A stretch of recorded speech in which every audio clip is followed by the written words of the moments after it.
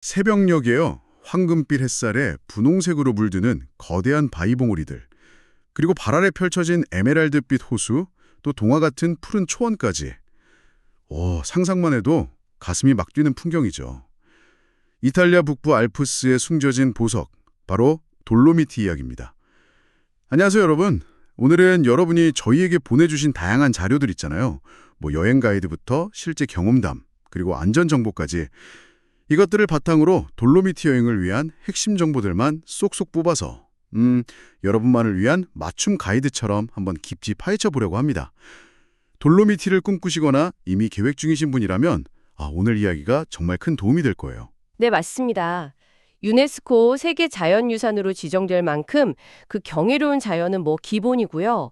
그곳에서 뭘 할 수 있는지, 또 언제 가는 게 가장 좋을지, 그리고 실질적인 준비는 어떻게 해야 하는지까지 오늘 저희가 이 자료들을 통해서 돌로미티의 매력을 좀 입체적으로 살펴보고 여러분 여행 계획에 실질적인 영감을 드리는 거, 그게 오늘 저희 목표입니다. 자, 그럼 본격적으로 돌로미티의 사계로 한번 같이 떠나볼까요? 좋습니다. 그럼 먼저 돌로미티가 정확히 어떤 곳인지부터 간단하게 짚고 넘어가죠. 자료들을 보니까 이탈리아 북동부 알프스 산맥의 일부고 여러 지역에 걸쳐 있네요. 알프스의 숨겨진 모험 천국, 신의 선물 같은 이런 멋진 별명도 있더라고요. 그러니까 돌로마이트 봉우리들이죠. 이 창백하면서도 웅장한 봉우리들이 만들어내는 그 비현실적인 풍경, 그리고 지질학적 가치 덕분에 2009년에 유네스코 세계 자연유산으로 등재가 됐습니다. 가장 높은 봉우리는 해발 3,343m의 마르몰라다, 일명 돌로미티의 여왕이라고 불리고요. 그리고 자료들에서도 공통적으로 강조하듯이 이곳은 하이킹, 암벽 등반, 겨울에는 또 스키까지 정말 다양한 아웃도어 활동의 성지라고 할 수 있습니다. 그렇군요. 여행 계획 세울 때 가장 먼저 고민하는데 언제 갈까 이거잖아요.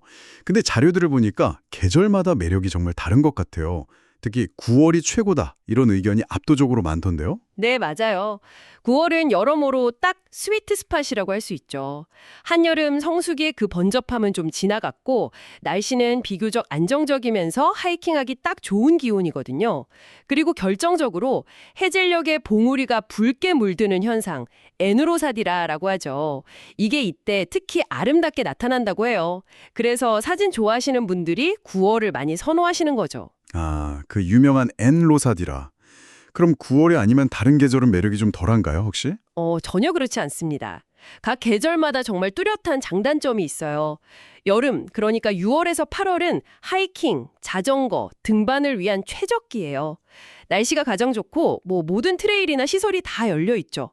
특히 6월에는 야생화가 만발해서 초원이 그야말로 꽃밭이 됩니다. 와, 꽃밭이라니. 예, 다만 이제 7월, 8월은 가장 덥고 특히 8월 페라고스토라는 이탈리아 휴가철에는 매우 붐빌 수 있다는 점, 이건 좀 감안해야 하고요. 그리고 가을, 9월 말부터 10월은 황금빛 낙엽송하고 단풍이 주인공입니다. 날씨는 상쾌하고 트레일은 한적해져서 좀 평화로운 분위기를 즐기기에 좋죠. 하지만 10월 중순 이후로는 문을 닫는 케이블카나 산장, 리프지오라고 하죠. 이런 곳들이 많아지니까 활동에 좀 제약이 생길 수는 있어요. 그리고 겨울, 12월부터 3월은 완전히 다른 세상이 펼쳐집니다. 세계적인 스키 명소로 변신하거든요.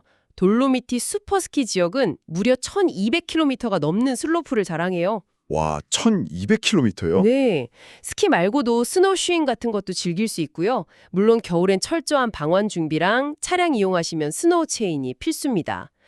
마지막으로 4월하고 11월은 일반적으로는 좀 피하는 게 좋습니다. 날씨가 좀 불안정하고 대부분의 관광시설이 문을 닫는 시기거든요. 계절별 특징이 정말 명확하네요. 이거 선택하는 데 도움이 많이 될 것 같습니다. 그럼 이제 돌로미티의 하이라이트, 여기는 진짜 꼭 가봐야 한다 하는 그런 명소들을 좀 짚어주시죠. 자료들에 보니까 트레치메, 브라이에스 호수, 세체다 이런 이름들이 계속 나오던데요. 네, 워낙 멋진 곳이 많지만 그 보내주신 자료들에서 가장 많이 언급되고 또 상징적인 곳 위주로 몇 군데만 좀 소개해드릴게요. 첫 번째는 역시 트레치메 디 라바레도입니다. 트레치메 디 라바레도. 하늘을 찌르듯이 솟은 그 세 개의 거대한 암봉. 이게 돌로미티의 아이콘이죠. 주변을 도는 약 10km 정도 하이킹 코스가 유명한데 압도적인 경치뿐만 아니라 제1차 세계대전의 흔적도 남아 있어서 역사적인 의미도 더합니다. 와, 사진으로만 봐도 정말 장관이더라고요. 네, 다음은 어딜까요? 두 번째는 브라이에스 호수요. 라고 디 브라이에스. 아마 돌로미티 관련 이미지 중에서 가장 많이 보셨을 거예요. 에메랄드빛 호수랑 그 뒤를 둘러싼 웅장한 산봉우리, 그리고 거기에 나무 나룻배. 이 어우러진 풍경은 정말 엽서 그 자체죠. 인기가 워낙 많아서 좀 조용히 감상하고 싶으시다면 정말 이른 아침에 방문하시는 게 좋습니다. 그리고 세 번째는 세체다입니다. 해발 한 2,500m 높이에 칼날처럼 솟아있는 그 능선이 아주 강렬한 인상을 주죠. 칼날 같은 능선이요? 네, 한쪽은 푸른 초원인데 반대편은 거의 수직 절벽이에요. 그래서 그 대비가 아주 극적입니다. 케이블카로 쉽게 접근할 수 있는데 여기서 보는 파노라마 뷰는 정말 환상적이다. 이런 평이 자자합니다. 으아, 듣기만 해도 아찔하면서도 정말 멋질 것 같아요. 또 있나요? 네 번째로는 알페디시우시, 독일어로는 자이저 알름이라고 하는데 여기를 추천합니다. 유럽에서 가장 넓은 고산 목초지로 알려져 있어요. 끝없이 펼쳐진 푸른 초원 너머로 보이는 그 봉우리들의 풍경이 정말 평화롭고 아름답습니다. 경사가 완만해서 가족 단위나 좀 쉬운 하이킹을 선호하시는 분들께 아주 좋아요. 마지막으로 한 곳만 더 꼽자면 발디 푸네스입니다. 작은 교회들, 특히 산타 막달레나 교회가 뒤편에 웅장한 오들레 상군하고 어우러진 풍경이 꼭 동화 속 한 장면 같아요. 특히 해질녘 엘로사디라와 함께 보면 더욱 감동적이라고 하네요. 와, 정말 각기 다른 매력을 가진 곳들이네요. 이 외에도 자료들 보니까 무지개 호수라는 별명의 카레차 호수, 또 고급 휴양지 콜티나 담페초, 드라이브 코스로 유명한 파소 지아우나 셀라 고개 같은 곳도 언급되던데 정말 볼거리가 풍성한 곳이면 틀림없군요. 자, 이렇게 아름다운 풍경 속에서 구체적으로 어떤 활동들을 즐길 수 있을까요? 역시 하이킹이 제일 대표적이겠죠? 네, 맞습니다. 여름철 돌로미티는 그야말로 하이킹 천국이죠. 앞서 말씀드린 명소들을 중심으로 아주 쉬운 산책 로루부터 전문가 수준의 코스까지 정말 수많은 트레일이 잘 정비되어 있습니다. 트레침의 순환 코스나 알페디시오시 초원 걷기, 발디푸네스의 아돌프 뭉켈 트레일 같은 게 대표적이고요. 며칠에 걸쳐서 산장을 이렇게 옮겨 다니면서 걷는 알타비아 같은 장거리 트레킹 루트도 아주 유명합니다. 하이킹 외에 좀 더 특별한 경험은 없을까요? 자료에 보니까 비아 페라타라는 곳도 있던데요. 아, 비아페라타. 네, 철의 길이라는 뜻인데 조금 더 모험적인 경험을 원하신다면 도전해 볼 만합니다. 이게 제1차 세계대전 때 군인들이 이동하기 위해서 설치했던 강철 케이블이나 사다리 같은 걸 이용해서 암벽 구간을 오르는 건데요. 안전 장비, 그러니까 헬멧, 하네스, 특수 랜야드는 필수입니다. 좀 위험해 보이는데요. 생각보다 초보자를 위한 쉬운 루트도 꽤 많아요. 그래서 관심이 있으시다면 장비를 대여하거나 아니면 가이드 투어를 이용하는 것도 좋은 방법입니다.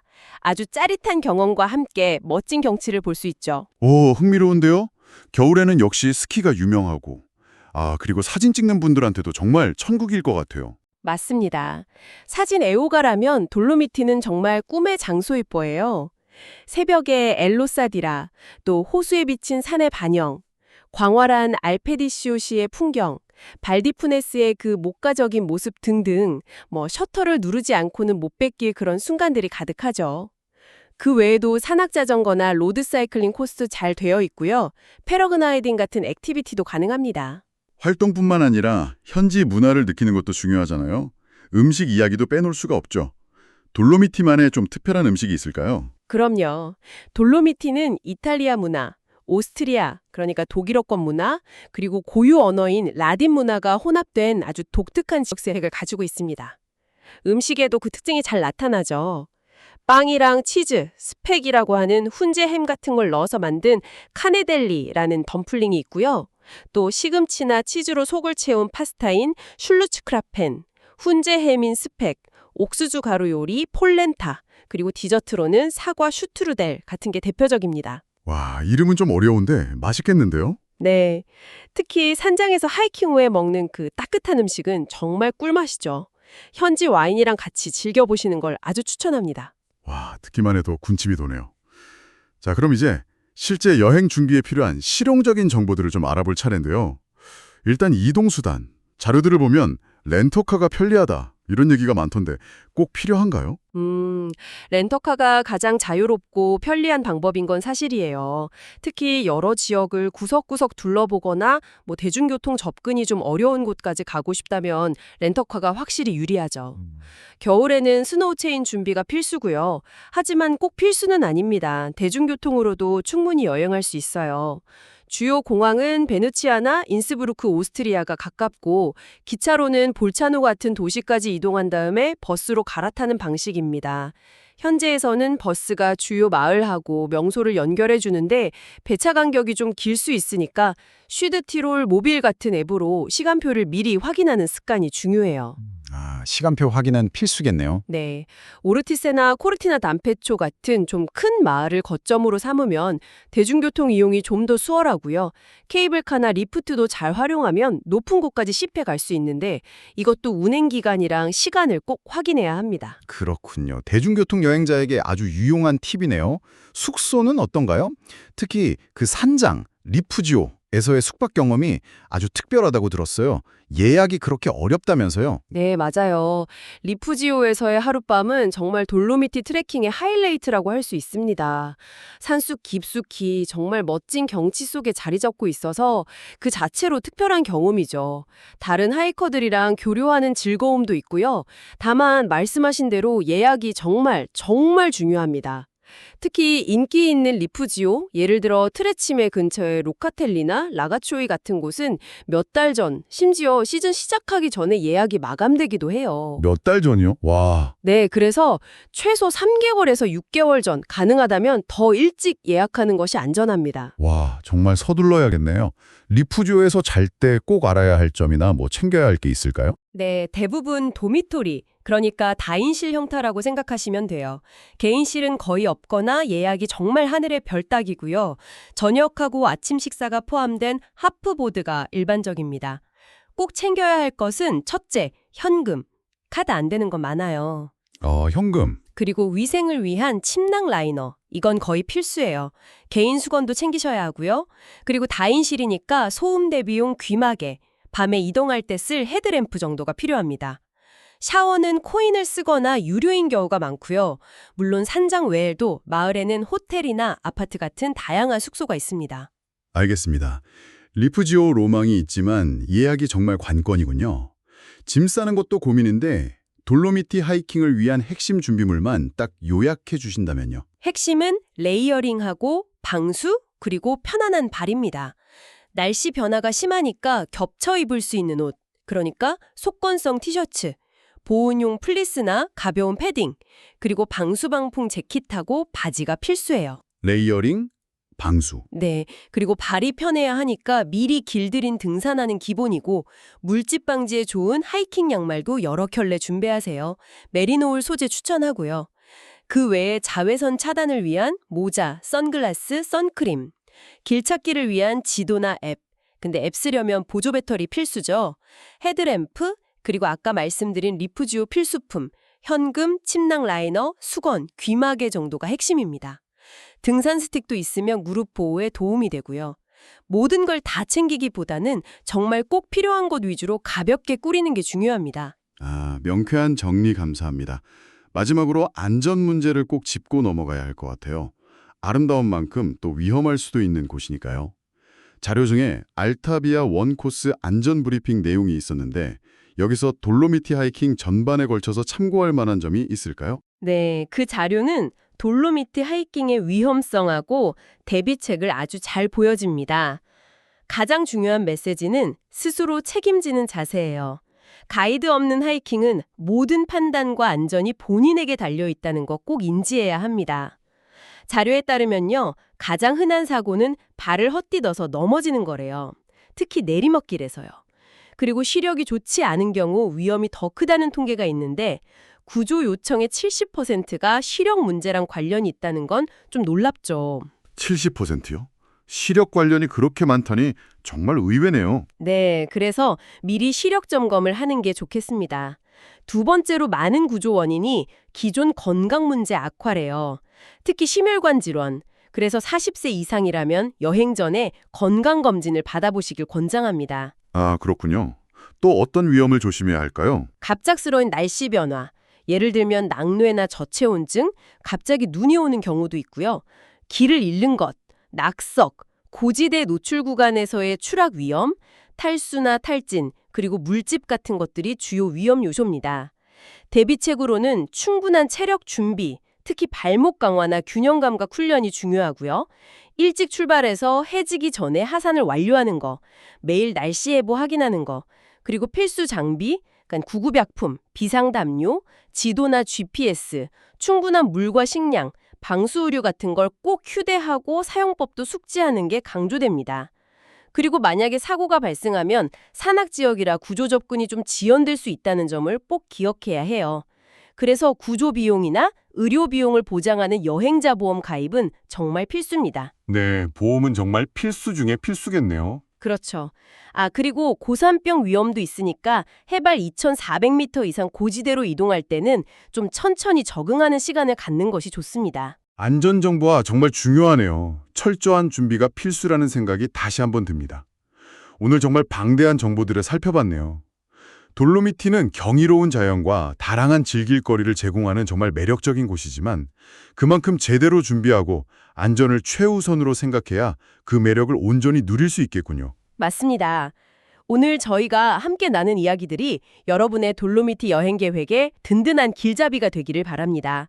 언제 갈지, 어디를 볼지, 또 무엇을 할지, 어떻게 준비하고 안전하게 다녀올지 이런 정보들을 바탕으로 여러분만의 특별하고 멋진 돌로미티 여정을 만들어 가시길 응원합니다. 네, 여러분이 보내주신 그 소중한 자료들 덕분에 저희도 이렇게 깊이 있는 탐구가 가능했습니다.